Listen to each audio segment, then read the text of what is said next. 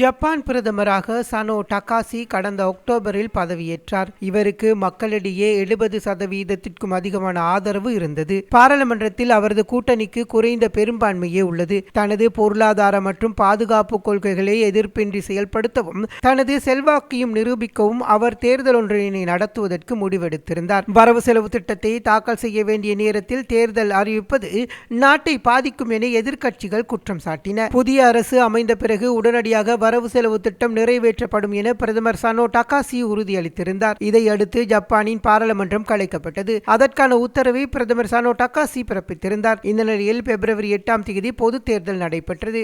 இந்த தேர்தலில் ஆளும் எல்டிபி கட்சிக்கு பெரும்பான்மையாக 352 வெற்றிகள் கிடைத்துள்ளன. இதன் மூலம் மக்களால் தேர்ந்தெடுக்கப்பட்ட முதல் ஜப்பானிய பெண் பிரதமர் என்ற சிறப்பை சனோ டகாசி பெற்றுள்ளார். அபார வெற்றி பெற்ற சனோ டகாசிக்கு பல்வேறு தரப்பினர்களும் வாழ்த்துக்களை தெரிவித்து வருகின்றனர்.